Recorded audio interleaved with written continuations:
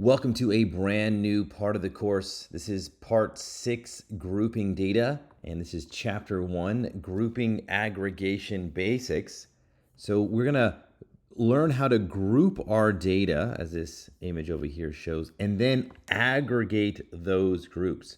So previously we've seen aggregation methods applied to the entire data frame, like calling the sum method on a column or the max method, the min, mean, median. Those are all pretty simple. Now we're going to apply these aggregations on distinct groupings within our data set. So let's see what's going to happen here. So we're going to begin with our raw data. This is just a short little data frame over here as an example. And then we're going to say group this data. So instead of applying, like, say, the mean to like the salary column or the max to the experience column, we're going to group it first by one of the columns.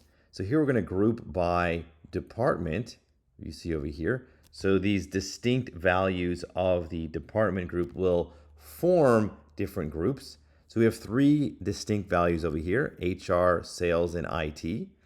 And so if we group them together, we create these 3 independent data frames like this, right? So the data has not changed yet.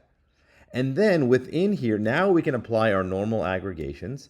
And over here, what we've done in summary is we've taken the sum of the salary columns, and we've taken the average or the mean of the experience column. So this is the result. We have 3 distinct groups: HR, IT, and sales. We have the total salary over here, and then we have the average experience in this on this column over here.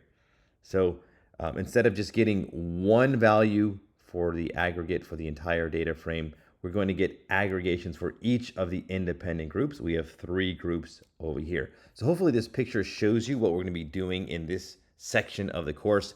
There are a lot of chapters over here. There's so many things you can do with groups, with grouping your data. We're just going to begin with the simplest thing, which is just aggregating these groups, or aggregating a column within these groups. So we're going to be able to answer so many different questions with grouping. It is a very common thing to do in data analysis, something that you'll be doing frequently. So this is an exciting part of the course. You're going to add a lot of firepower to your arsenal and be able to just do a lot more things with your data analysis.